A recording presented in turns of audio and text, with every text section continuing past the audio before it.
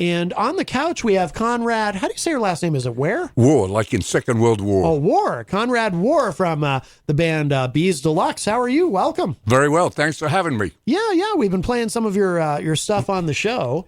And now you're not from these parts originally, are you? I consider myself from Brooklyn, but I'm actually from London. Okay. Now, why do you consider yourself from Brooklyn? Did you live there for a while? Well, or? If you're brought up in England, everything is easy.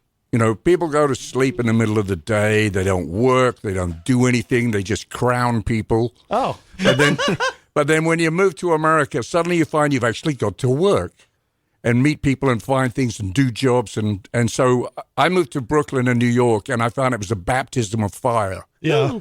So immediately, it was like being in New York for 6 months was like 6 years in university in England. Wow. It's much, much harder. So the lyrics to "Hang Fire" by the Rolling Stones, that's actually accurate, That's is pretty, what you're saying. pretty fair, yes. I'll be damned. When did you come to the United States? So I was in New York in the early 80s. Okay. And I put an ad in the Village Voice, and I got a drummer and a bass player, and I auditioned for Hilly at the CBGB's on a Monday night. And he said, "You guys are all right. Come back tomorrow." And then after that, he says, "You guys are all right. Come back on a Wednesday." So, and after 6 months, we worked our way up to playing on Saturday night, 2 sets in between the headlining band. Oh, wow. Yeah, we opened for Dogs of War, which was the name of Living Colour in those days. Oh, no kidding. Yeah, fantastic band. Oh, wow. And HR from Bad Brains. Oh, wow. So we missed the early section with the Ramones and Talking Heads, but we got in the second wave when bands were still really interesting, but didn't quite go Billboard. Okay. Oh, that must have been a great time to be there. It was awesome. Wow, that's amazing. One night we were playing with Jonathan, Gregg, and the Lonesome Debonaires, and I don't know if you remember CB's, but the stage was to the side of the walk-through to the bathroom. So we're playing, Jonathan, Gregg, and his band are all at the bar drinking. They come back, all their guitars have gone out the back door. Oh, my God. You had to nail things down or hold them in your hands. Yeah. Oh, geez. So you were there, when did you say? So early 80s? Early 80s. Okay. Then my girl got a job in Boston, so I went, all right, I'll move up to Boston, and then started all over again. Yeah. And then we had a couple of kids, and I had to stay at home, make sure they didn't put forks in the electricity. Right. And then started up again. So I put together Bees Deluxe here in Boston. Okay. What was the band called when you were in New York? That band was called Invisible House. Oh, that's a cool name. I like that. Now, where does the name Bees Deluxe come from? What does that mean? It's a combination of a pub in London and an amplifier that I use to this day. Oh, no kidding. Yeah. Oh, cool. Well, I had to come up with a name very, very fast because I was in a bar with a friend of mine called Maurice, and he said, "You should play here." And I went, "I don't have a band." He says, "Well, I'm going to book you. What's the name of the band?" Yeah. So we played the next Friday. Oh, there you go. Yeah. There you go. Yeah, I have a friend, Mike Laughlin, who used to be in a band called Something, because he was on the spot. He was he was supposed to play somewhere, and they didn't have a name for the band yet, and he just called it Something, and actually stuck with it for a while. So listeners should beware, because I have a neighbor in Jamaica Plain who started a band, and he called it Hot Dog, and I went, "You're an idiot. If people go on Google and search for Hot Dog, they're never going to find you." Right. So you've got to do something that's off center. Oh yeah. Oh, absolutely. And also too, something that you can be reasonably sure that somebody doesn't already have. Right. Yeah. So that makes sense. I mean, how quick did you have to come up with that? Like, did you do a search online to make sure there wasn't already a band somewhere called Bees Deluxe? Or did you? We were in the rehearsal studio. Yeah. On the phone booking it. Yeah. So that's it. That's great. That's great. That's very rock and roll. Yeah. Cool. So, what was it like, starting in the music scene in Boston in contrast to New York? Was it drastically different in some ways? Or? The scenes were and still are very different. Yeah. In New York, many of the clubs are 4 bands a night, backline provided, bring 150 people or we'll never book you again. Mm-hmm. And they're like sausage factories. Yeah. They just churn you in and churn you out. Yeah. And some are better than others. Some have actual people who care about music. Boston, we tend to play gigs where we play for 3 hours. Okay. So we're playing in a room where the management and the bartenders like us. Yeah. They'll tell their friends, and once the customers have seen us once, they come back for the next one. Yeah. You know, so we play anywhere from dive bars, like Vincent's in Worcester. I mean, if there's 45 people in there, it's packed. Yeah, yeah. It's a great dive bar. And then we'll play Boston City Winery, Haymarket Lounge, where they're very Tony, you know, and they serve meals. Yeah. And people sit down. Yeah. So there's a range. But we like to play on our own. Because that's why you want to play, is you want to play as much as possible. So you'll do a 3-hour Yeah. set. Yeah. Take a break in the middle and run out for a cigarette or something. But if you're only playing for 40 minutes, you barely got the plane off the ground. Right, right. You've got a lot of originals, and we've been playing some of them today, but you also have quite a few covers, I would imagine, right? So our philosophy is to play covers that aren't played by everybody else. Yeah. And reverse engineer them so they're different. Okay. So we'll take a song like Damn Your Eyes by Etta James, and we'll play it in a different key, in a different tempo, in a different feel, and then get rid of one chorus and put a break in there instead. Oh, okay. And then stretch. Yeah. So a lot of what we do is improvisational. We don't really know where we're going to go until we've hit it. Yeah. Do you run into it where someone will? Has anyone ever come up to you and said, "Hey, I really like that song, a certain song," and they assumed it was one of yours, but it was actually a song that was a cover that you took and reverse engineered? Exactly that. We played for 2 hours at the House of Blues when it was at Harvard Square in Cambridge. Yeah. And the couple came up to me at the end and they said, "You guys are really good. You should play some covers." Yeah. And we've been playing ZZ Top, Jimi Hendrix, Etta James, Freddie King, Albert King, you know, and they liked the tunes, but they didn't know that they'd heard them before. That's funny. Yeah. Yeah, because, subconsciously there's something in the backs of their minds that's going to connect with that because they have heard it before, but they don't know what it is because they don't recognize it. That's interesting. That's really cool. Our friend DJ Steve is in the chat room. Rhonda Favero says, Living Color, excellent band. Yeah, that's cool. You said, what were they called? Dogs of War before they were Living Color? Yeah, that was their sort of hidden name. Oh, okay. You know, like when the Stones played St. Morgan's Cove, I don't know what they call themselves, but they played to 50 people there. Yeah, yeah. You said you live in Jamaica Plain? Yeah. You ever play the Midway Cafe? Yes, as much as possible. Really? Yeah. Yeah. And they've opened up. They've got the room next door as well. So now there's a horseshoe bar and you can get behind it and in front of it. Oh, okay. So they got double the space than when I used to play in a long time ago. Oh, okay. I used to do back when I did a lot of promoting. I used to do shows there. Like for a while, it was like once a month at the Midway, but they didn't have that other space then, so it was small. It was cool. It was a lot of fun. It's still going strong. It was a long time ago. It's probably not even the same owners now. But I think it's Jay Balerna and Dave Quit. They were two brothers. Oh, I'll be damned. So Dave is still. I remember Dave. Jay is the serious one, and Dave was the nut job. He and I would go up on the roof and throw bottles at cars going past. Oh my God! Yeah, Dave is the one I would deal with there. I remember Dave. So he's still there. No, Dave has vanished, but Jay is still there. Oh, Dave. Okay. See, I don't think I ever dealt with Jay. I don't think I ever met Jay. I think it was all Dave. Dave is What do you mean he's vanished? I haven't seen him for a while. Oh, okay. But he's not actually missing, is he?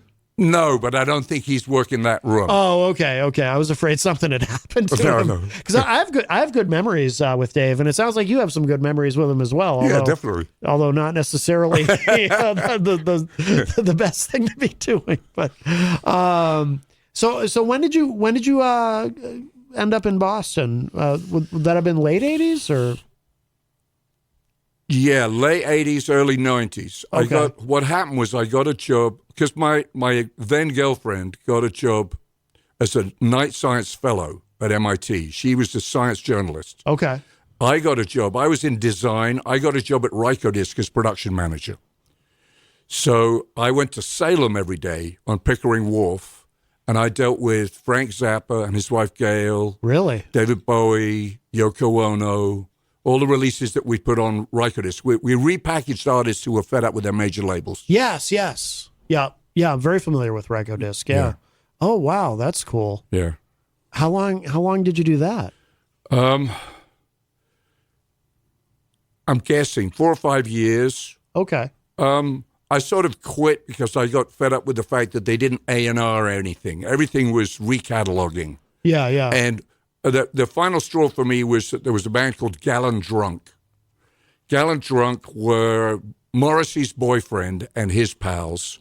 And Sire Records convinced my boss that we should put out 2 albums by Gallon Drunk because they were going to tour opening for Morrissey. Oh. And we were going to sell 50,000 copies of each album. Yeah, yeah. And that Conrad had to put them out in 5 days, meaning me. Yeah. So I mean, I didn't kill myself because I'm still alive today to tell the story. Yeah. But I put out these albums, and they were horrible. Oh, really? Really horrible. We killed ourselves doing it. So I went to the boss, and I go, I can't do this anymore. You know, it's like operating on a corpse. Yeah, I was going to say, I've not even heard of Gallon Drunk. Right. Be thankful. Yeah. Wow, that must have been a great experience, though. It was. It was a lot of fun. Really fast moving, and a lot of great artists, and very nice to do things that were good for the industry. So, for instance, we started Ban the Box. You're probably too young to remember this, but when they switched from vinyl to CD, everything came in 12-inch long boxes. Yes, I do remember that, actually. Complete waste of cardboard and printing and money. And so we started this movement called Ban the Box. Oh. And we got that kicked out. And then I was working with Philips DuPont Optical in Minneapolis. And together with them, I invented see-through jewel cases. Oh, no kidding. And then I invented the green dye that we put in Rykodisc. Okay. So when you looked at the disc, you knew it was a Rykodisc album because it was green. Okay. Lime green. Oh, wow. And as soon as we came out with the first releases like that, you know, everybody from the country was calling me, how did you do that? Where did you get that done? Yeah. You know, like Geffen Records were mad that they hadn't come up with it. Really? Yeah. Oh, wow. Did you sell them the technology The or recipe? something? No, I told them to get lost. That's awesome. Wow. If you're just joining us, we're talking with Conrad Warre from the band Bees Deluxe, but he's also been pretty well steeped in the music industry in other ways too. This is a cool surprise because I love talking about this stuff. So where did you go? So after you left Rykodisc, where did you go then? Well, what happened immediately after that was the internet came out. Yeah. Rykodisc went under, and they got picked up by Island, Palm Records. Okay. Island. And they drove it into the ground, and now it's moved to Rhino on the West Coast. Okay. And Rhino managed it as a back catalog. I don't think it's an active label. But I went and I was designing books and magazines and CDs and posters, and the internet came out. An editor gave me a little floppy disk, said, you'll like this, Conrad. It's something called Mosaic. And I put it into a computer, and I went, I can see the code. This is desktop publishing, but from computer to computer. So then I stayed awake for 2 weeks learning how to write code and how to write Director and Flash when it came out. Yeah. Oh, wow. So I was doing that during the day and then playing at night. Yeah. Oh, no kidding. Yeah. Huh. Yeah. So you've lived through all the changes in the. And the one that's coming up now is AI. We're all going to live through that. Yeah. Well, any predictions on that? Because I know some people are concerned that musicians are going to go away. I'm not scared of that, but we are in a point. If you remember when cars were first invented, somebody had to walk in front of them with a red flag. No. Yeah, when people first had cars, I didn't know that. You had to have like a servant walk 30 feet in front of you with a red flag. Oh, wow. Watch out, there's a car coming. Oh, no kidding. I didn't know that. And Wow. we're at that stage with AI, because when I talk to AI like ChatGPT, I'll ask it some questions and I'll go, I'm sorry, my database stops 2 years ago. Yeah. Or, I'm sorry, that's an invasion of privacy. I can't tell you that. Oh. Or, I'm sorry, we don't know. So it's early stages. My son was talking about this with me earlier, actually, and he's in favor of a law to pass that if you're interacting with an AI, it has to be known to you that it's an AI. Yeah. So it is already doing good things. So, for instance, doctors who are too much overworked with paperwork, they can say, I've diagnosed my patient with X. And they'll write to the AI engine, they'll say, give me 3 different treatment plans for a patient with X who's 32 years old, a white male. and the AI engine will come back with 3 reputable treatment plans, and the doctor will be able to choose from that. And that saved them, I don't know, 2 hours in books. Yeah. Because they can't remember all of that stuff. Right. But AI not only remembers it, but is learning it and teaching itself that. Okay. Aren't you concerned, though, about it going too far? Like, I mean, people are like, what my son was talking about is he's tried to interact with some of the AIs that people are talking about. I think there's one that's on TikTok, maybe, and that he found it concerning how they could become one-sided or another. Like he said he interacted with one that was uber left liberal, but then there was another one that was uber right conservative, and he's worried about AI in those worlds. It's just like the internet. It'll give you back what you put into it. So that now there's a new class of jobs the job is called a prompt engineer. That's somebody who knows how to talk to AI. Okay. It's a new job. Yeah. Really? A prompt engineer. And the point of that is the AI itself doesn't care if you're a Republican or Democrat. Right. It's going to answer the question pending how you ask it. So you just have to be, it's like being scared of guns. Guns are dangerous, but it is possible to handle one without it going off. Yeah. And AI is dangerous, but it's possible to handle it without it going off. Yeah. There was this story. I think it might have been at Facebook or Meta or whatever you call it now. Did you see this?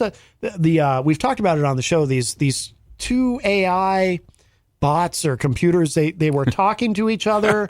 Do you know the story I'm talking about? I've heard of that. Yeah. They were talking to each other, and they came up with their own language to communicate with each other, and they ended up getting disconnected because people were like, we don't know what they're saying to each other. They seem to have their own language, and for all we know, they could be saying, let's kill all the humans and take over.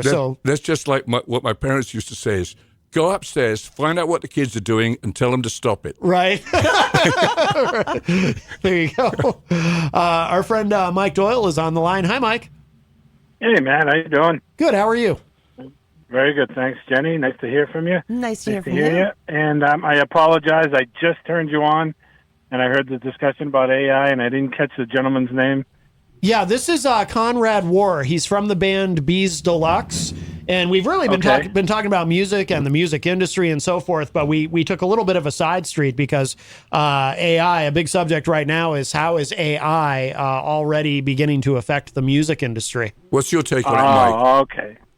What do you think, Mike? Well, I apologize because I thought you were simply discussing AI, and I understand now you have with music and everything. My only question was, I heard a great discussion about a week ago, and it was about the many positive things that can come out of AI, like you were just mentioning about the doctor and how many different remedies for what your ailment is, et cetera, and hours it could save and all this.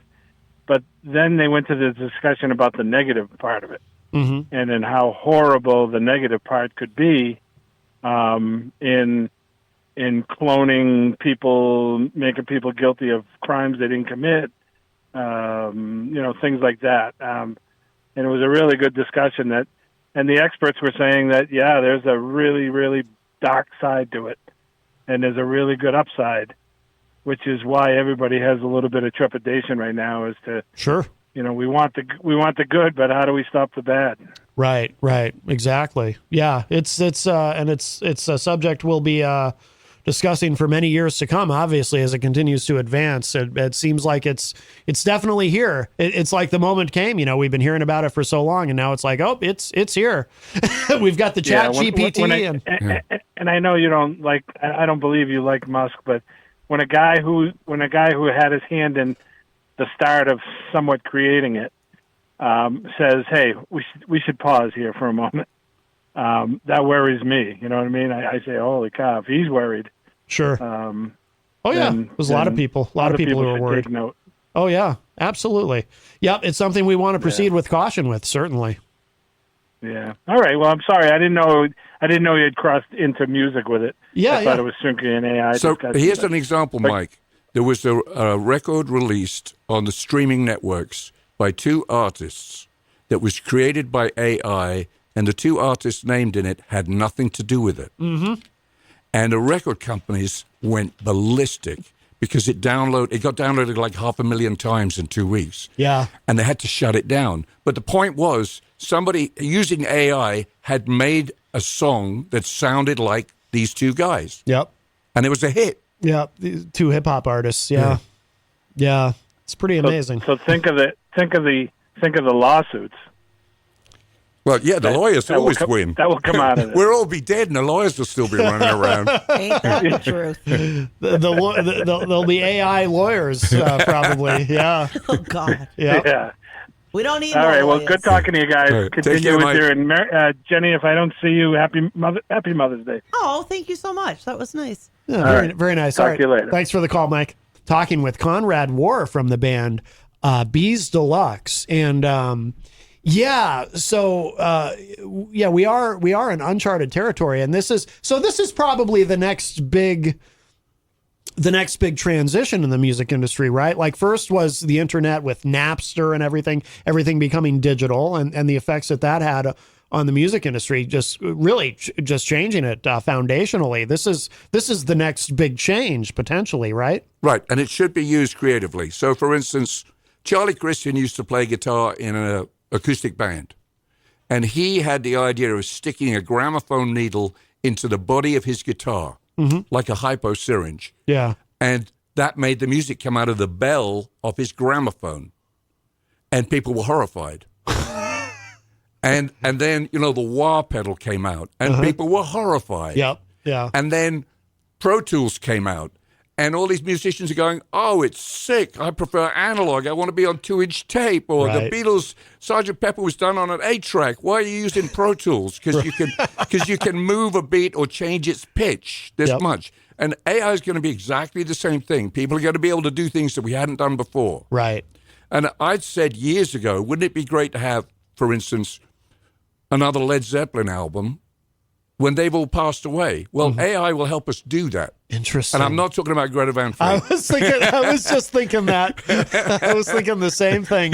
Don't we already have that? Well, and also you could get a movie. You could say, well, let's have Bill Murray with Marilyn Monroe in a movie. Right. Because it's possible now.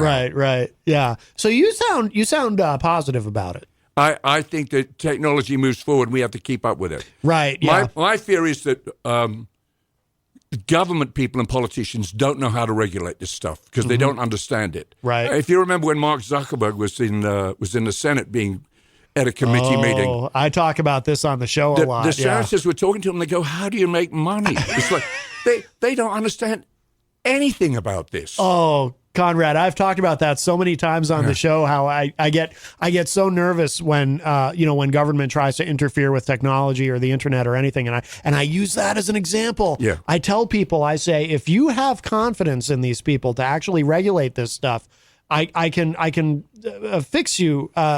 Just go to YouTube and just look up either Mark Zuckerberg or Jack Dorsey when he went and testified before a committee, and just listen to the questions that these people ask. Yeah. And you begin to realize they're going to be voting on things that they have no idea what the hell even they're doing. Yeah. They don't know. Same is true of Frank Zappa when he went to Washington. Oh, when for the PMRC thing. Yeah. Yeah. They just don't get it. Right. Yeah. Yeah. That is so true. Well, we are, let's play something. We've been playing some of your music. We'll take a break and we'll play, I'll let you pick the song. This is, the album Voice of Dog, correct? This is the current album that I have in front of me. That's an all originals album by Bees Deluxe. Yes. And I thought it was hilarious that we would start the album with a song called Song Number 9. Ah, yes. And it drives people mad. I go, that's the point. What did I play at the beginning of the show? I think I played that one already. You were playing Flat Earth Conspiracy when I came in. When you came in, yeah, at the beginning of the show, though, at the top of the show, I played something too, and I think it was that. I think it was song number 9. Let's see. What about probably our biggest hit live is a song called Beer. Oh, beer. All right. Let's now is this about is this about any particular person, or is it just about beer? Both. Okay. and it only took 3 minutes to write. Oh, really? Who's it about? Or can you say? Is it a political person? No, it's a romantic person. Oh. All right. Would you rather leave it at that as far as the explanation? I think that's enough. All right, let's give this a listen. So this is a track called Beer, and this is from the band Bees Deluxe. We have Conrad Warre in studio with us. Let's give this a spin, and then we'll continue our discussion. Here we go. I want you, but I need a beer. I need you, but I want a beer. It's cold outside, but I need a beer.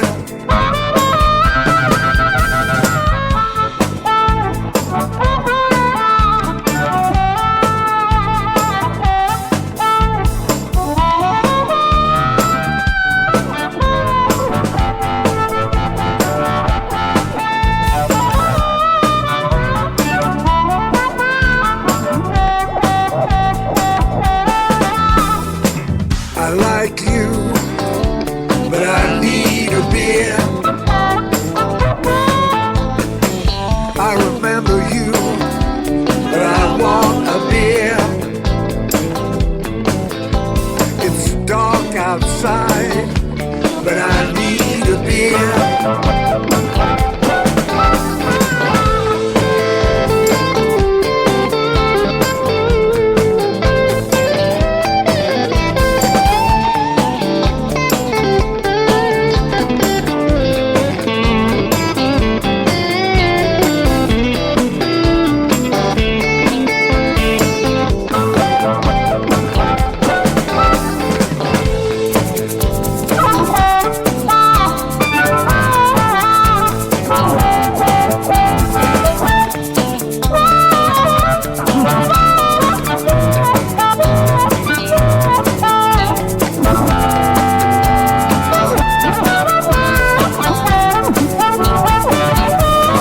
I'm leaving you, but I need a beer. I am long gone, and I want a beer. It's caught in here, and I need a beer.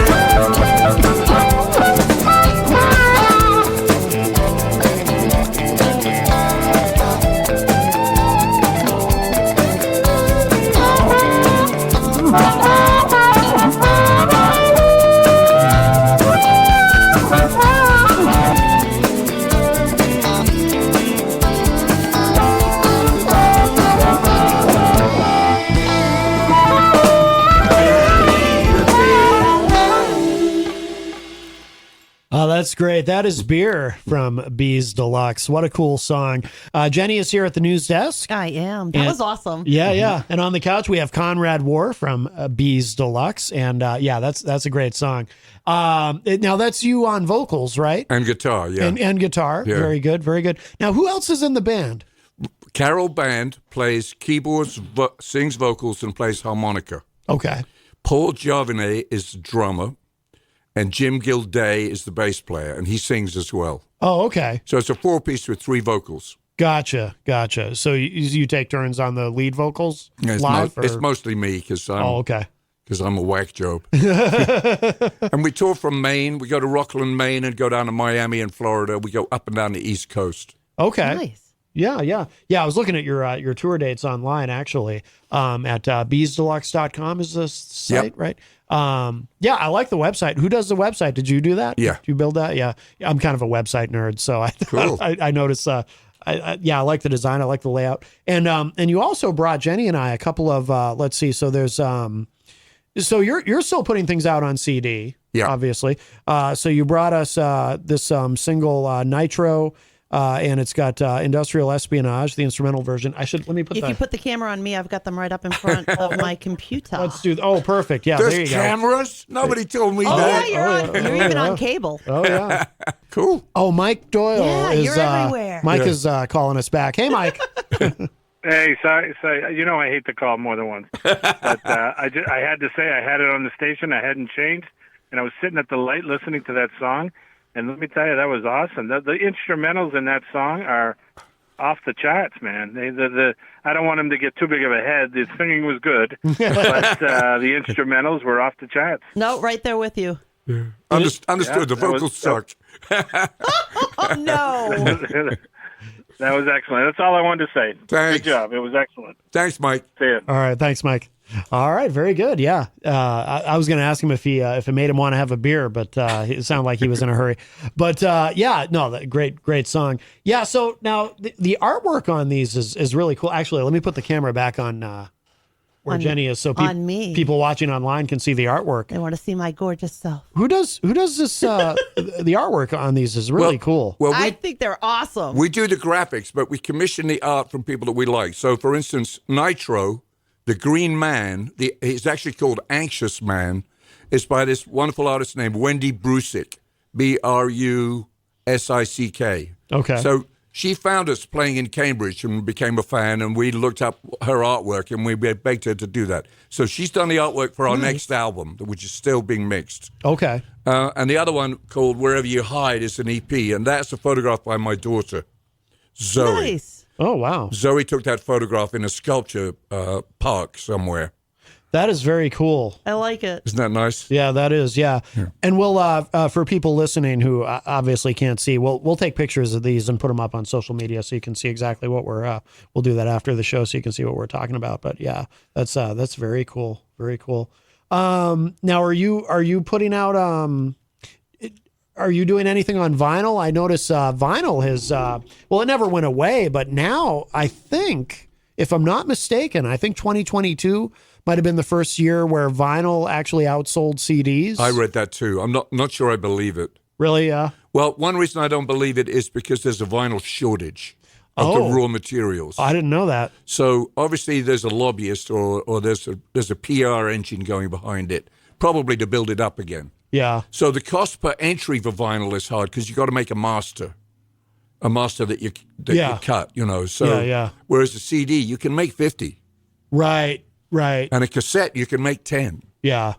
And an 8-track you can't make. Yeah, cassettes. I was shocked when, geez, must have been 7 or 8 years ago now, maybe not that long. I was on bandcamp.com and I realized that people were starting to put out cassettes again.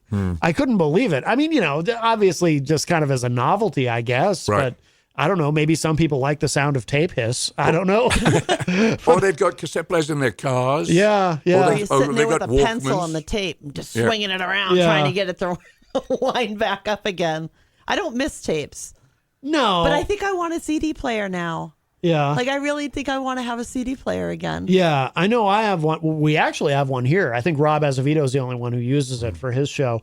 But, and I have a MacBook that has a CD player on it. But I was amazed to see that cassettes had sort of come back. And I actually, I used to work for a retail chain. I worked for Strawberries, and then of course it got bought by Transworld and became FYE. But I remember cassettes.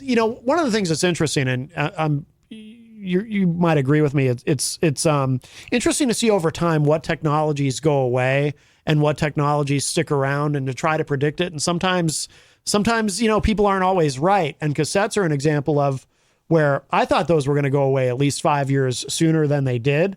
And we still had them when I was working at that job. We had them much longer than I thought we would have. But my theory at the time was that it was because of the auto industry, because people still had cassette players in their cars, right, even though CDs had been the dominant medium for so long. And then eventually cassettes went away, but cassettes stayed around a lot longer than I would have imagined.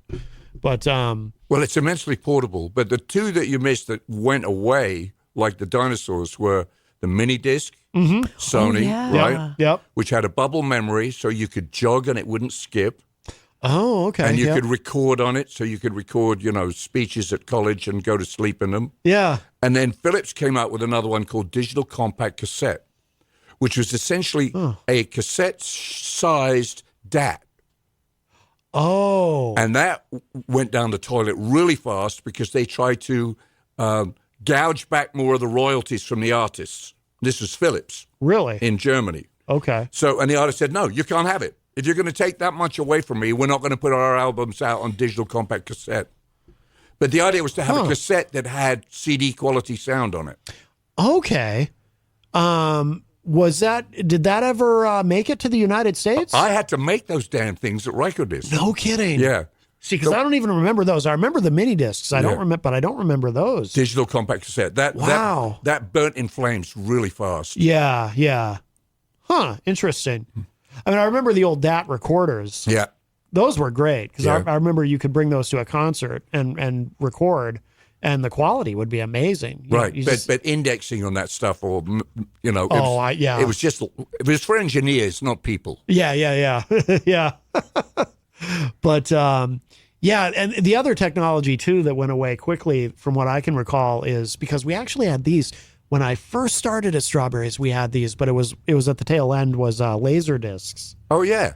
You know, so you got this movie basically on, and they were 12 inches. Yeah, right. yeah, they were huge. Sure. And it was like, it was cumbersome. And then, of course, as soon as DVDs rather started coming out, laser discs went away pretty quickly. Right. But I remember people would come in wanting to order them, and it would take forever to get them.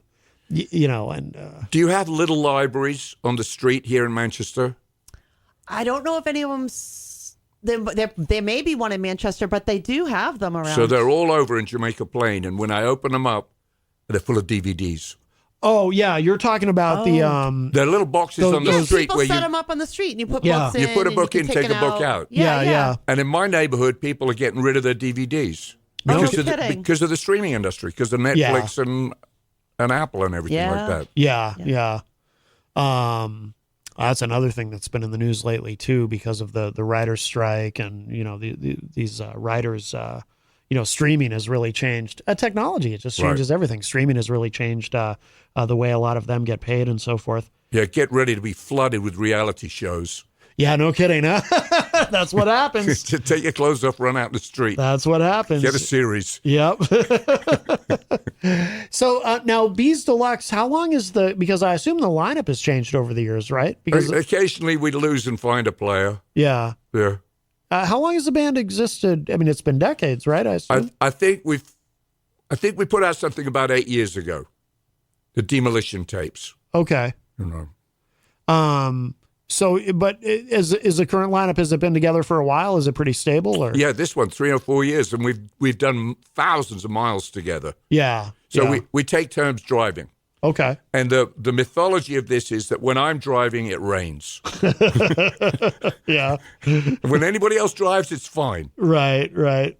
You all pile into a van? Or? Yeah. We borrow a VW bus or a Ford Transit, or rent a Ford Transit. Yeah. But COVID almost killed us on that. Yeah. Because if you remember, before COVID, you could rent a van for, I don't know, $150, $200 a day. Sure. Do unlimited miles. So we'd be cool. Yeah. And then when COVID hit, people like Enterprise said, okay, let's sell our inventory. Yep. And we'll buy it back when it's finished. Of course, when it finished, they couldn't buy the inventory back. Yep. So now they're charging us $400 a day for a Ford Transit. Oh, wow. So we're going to have to do this on roller skates. Yeah. Yeah, that's one of the things that I hear the most now from anybody who does any level of touring. It's so actually, in fact, there's been national artists who have said no, we're not gonna tour anymore. It's gotten Steve Vai says he won't play in Europe anymore. Really? Yeah. It costs him too much money. Yeah, Wow. yeah. The travel is The travel, the trucking, the hotels, all the overhead is now higher than the ticket. Yeah. And it always used to be that the ticket price didn't get you your money back. Mm-hmm. Like when the Stones or the Talking Heads played in New York, they would break even or lose on ticket sales because Ron Delsner would take it from them. But they would come back into the black on T-shirt sales. merch. Yeah. And I think like the Rolling Stones played, they would make $25 to $50 a head on merchandise. Okay. Because people would go in and they'd buy the $200 leather jacket. Right. Yeah. And that's where they made their money back. So, Yeah. which is kind of unusual because you think rock and roll is in the T-shirt business. Oh, very much so. Yeah. But they pretty much are. And that's how indie bands survive now. Yeah. If you look at something like Bad Bad Hat, when they go up and down the country, they're selling T-shirts to pay for gas and pizza.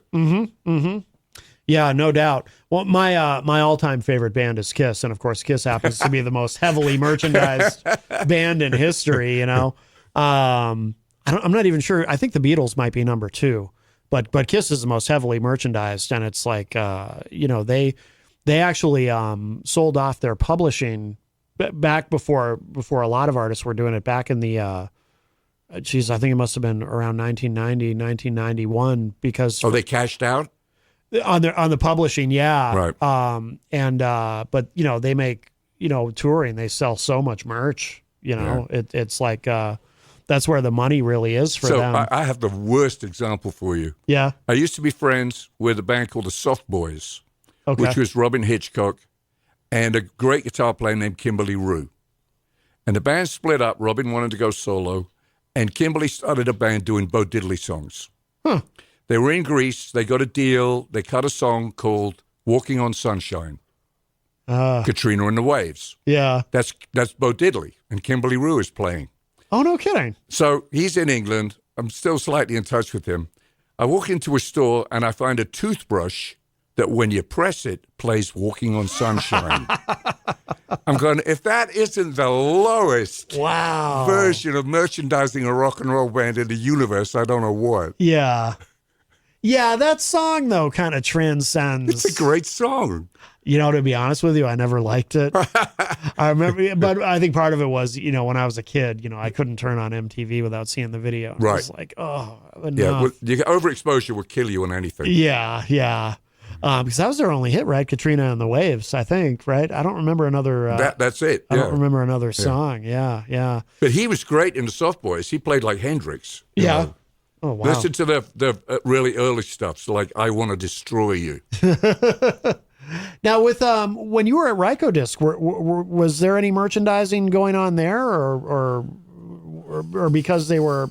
No, but what we did, and I think most labels do this, is we would package in a way that the super collectors would want. Okay. So we had a release called Yictadosa, which is by Zappa, and it stands for You Can't Do That on Stage Anymore. Okay. So they'd be like 5 double albums in a box, hand-painted. Yeah. So if you bought all 5, you got the box. So that's kind of merchandising, but it's really upselling. Yeah. To Yeah. persuade people, don't just buy volumes 1 through 2. Oh. Buy volumes 1 through 5, and you get this extra thing. That makes sense. You yeah. know, my favorite actually was Nut Ogden's Flake by the Small Faces, which came in a circular tin, like a tobacco tin, Yeah. way before Public Image, because Public Image did a metal tin box as well. Okay.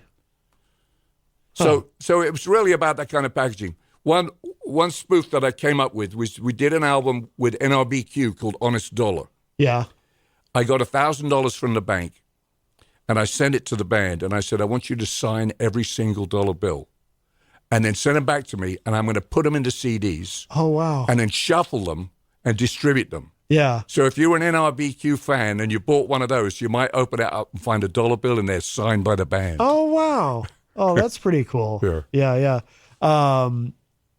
Oh, wow. Is that kind of the most unique idea that you would? Because who would think of that? I mean, that's. I assume that was your idea, right? You're the Yeah. one who came up with that. Is that the most unique idea that you would come up with? I had another one that it didn't quite take off in the way I hoped, but I introduced Bob Mould to my boss, and Bob really hated Virgin Records because they had nothing but session players working for him. Oh. And the session players you've probably met session players, but Sure. they're very serious and they're in there to make $1 and get out again. Yeah. Yeah. So he's a good songwriter and a great guitar player, and he just didn't like that. He wanted to be in charge. Yeah. So he agreed to sign with Rykodisc as an original artist, and he formed a band called Sugar. Okay. And the first album he did was Copper Blue, which is a take on Police. Yeah. So I got with Philips DuPont Optical, and we made a copper CD case Oh, okay. and printed the name of the band on the copper on the outside. Oh, wow. So, and that's like a super limited edition. Yeah. Oh, wow. That's pretty cool. Wow. Do you now? Do you do? Are you involved in the industry side of things now, or are you just focused on the music? I just play the guitar. Yeah. Yeah. Do you miss it? No. No. No. As I said, the more you get embedded in the record industry, the more you feel like you need a shower. Really? Yeah. And I suppose it's like that in the film industry and the advertising agency and publishing. Yeah. Interesting. Was there a specific thing that I'm so curious. Was there something specific that made you feel that way, or was it just kind of over time? I got 2 albums. I had cast my net, and people knew who I was, and they would send me demos. Yeah. I got a tape from Robbie Krieger, and my boss wouldn't put it out. Really? Yeah. It was an instrumental album by Robbie Krieger of The Doors, if you don't recognize him. Oh, yeah. But it was a great album, and they wouldn't do it. They said, we can't sell that. I go, we can sell that. They went, no. And then I got another tape from a guy whose name I can't quite remember yet, but he was a student of Bill Frisell's in San Francisco, and he was playing world music really early, before world music really existed. Yeah. And I took it to my boss, who's a very nice guy named Don Rose, and he had a desk the size of yours, this deep in CDs and DAT tapes and cassettes. So because I worked there, I could get it to the front of the pile. Yeah. And he listened to it, and he came down the next day, and he said, Conrad, this is awesome. This is the best I've ever heard of this genre. And I said, great, let's put it out. And he said, no, nobody's heard of him. Huh. So my heart kind of broke, because I go, okay, so here's a record industry executive who has the power to introduce a new act, to put out original music, and chooses not to. Yeah. And I'm guessing it's like that everywhere. Oh, I'm sure. Yeah, I'm sure. And there's, there's so many horror stories too about, like bands, they sign with, or solo artists or whomever, they sign with a label, and and they sign however many album deal or whatever. Then they record something, and hell, maybe it's even happened to you. I don't know. And they record an album, and then the label decides not to put it out, and they shelve it for whatever reason. Yep. And then the band is like, and they don't even own the master recordings of what they just did. Yeah. And this label says, no, we're going to shelve this for which could be for any number of reasons. Yeah, And I've got tracks in warehouses in London at EMI and places. no kidding. The one that comes to mind now is there's a really good guitar player in New York called Binky Phillips. He was in a band called The Planets. They headlined CB's. Okay. They were huge. And he cut an album.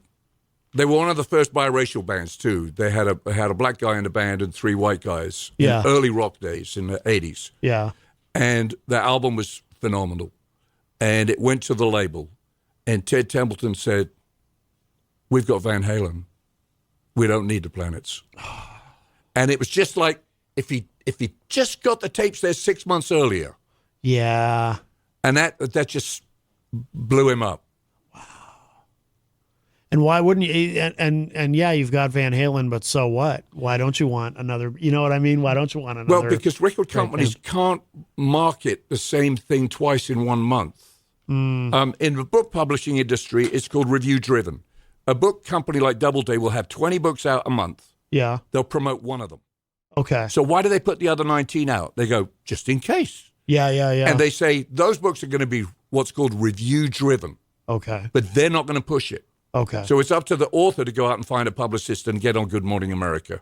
But in the record business, it's really specific. It's like we can do one girl singer, one boy band, one heavy rock band, one reggae band. That's it for the next 2 months. Okay. I remember watching an interview with Tori Amos talking about that. The difficulties. Well, we already have a female. Right. We've already got a piano player. And they wouldn't put her on. It's insane, yeah. Yeah. Oh, that's wild. Yeah, and from the artist's perspective, it's bad luck or good luck depending on your timing. Yeah. Right? Seriously. I mean, when you remember, if you listen to Norah Jones now, you go, it's good. But her album came out when there was nothing like it. Right. True. Yeah. Oh, yeah. Yeah. So the critics went, this is wonderful. Right. It was like a dose of fresh air. Yeah. Yeah, that's interesting. Yeah, and I remember that too because I was working for Strawberries when Norah Jones hit big, and yeah, you're right. I remember that. And of course, now we live in a time where you can put things out yourself on the release it yourself online, and Right. it's a completely different world now. I mean, record labels still exist, obviously, but But it's funny too. You know, people. There's still people who think that, you know, oh, if I get signed to a record label, you know, all my problems will be solved and I'll be instantly famous. Then. And yeah, I remember meeting a band that had been signed in Utah, and they came up to New York. They got a cheap apartment on Staten Island for $10 a night, and they're all working as waiters and barbucks. Yeah. I go, you signed to a major label? He says, yeah, we got no money. Right. Yeah, exactly. Yeah, it is. It can be a dirty business, that's for sure. Yeah, so I can see why you got disillusioned with it. Listen, this has been wonderful, Conrad. We learned a lot, and we went in some directions I wasn't expecting, which is always a nice surprise. You know, I love talking about the music, but other aspects of the music industry too is great. But we do want to make sure people know where to find you online, your band, Bees Deluxe, and if you have any shows coming up in the area that you want to, you know, we have listeners online from all over, but any specific shows you want us to know about, anything at all, social media, whatever. You can find us on Facebook as Bees Deluxe, and you can find our website, beesdeluxe.com. And our next show is a no-cover show matinee at the Porch Southern, what's it called? Porch Southern Fair and Juke Joint in Medford. Okay. And it's a matinee. Okay. And we released a video of Jamie Lee Curtis begging us to put out a matinee show. Really? Yeah. Nice. Oh, no kidding. Yeah. Wow. And Was we're on that Instagram AI? and Twitter and Mastodon and all those things. So she was at like the Grammys or something like that, and she was begging Bruce Springsteen to stay a matinee because she goes to bed at 7 in the evening. Yeah. So we cribbed the video and put our name in there. Oh, that's awesome. That's brilliant. I love it. All right, very good. And the website, of course, is beesdeluxe.com. And Conrad, this has been wonderful. Thank you again so much, my friend, for coming in. This has Thank been you, great. Jen and Matt. Thanks for having me. Absolutely. And we will end the show with one more of your songs, but I will let you pick. We played Beer. We opened the program today with song number 9, and then, of course, we played Flat Earth Conspiracy earlier. I think I'll let you dodge the longest track because you'll get mad at me if you play, but play a shorter track called Blues for Cameroon. Blues for Cameroon. With my favorite football team. Okay. There it is. Yep. Oh, by the way, Flat Earth Conspiracy. Why is it called that? Did you listen to the lyrics? Yeah, but I was distracted doing other stuff while it was playing. Is that literally what it's about? It's written in response to all of the nut jobs on the internet. Nice. I will revisit that song later in the week and play it again. Even more now. Yeah, no kidding.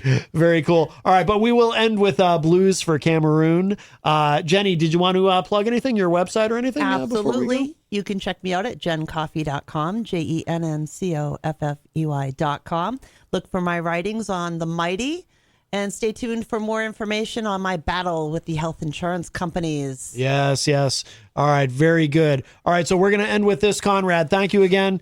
And this is Blues for Cameroon from the band Bees Deluxe.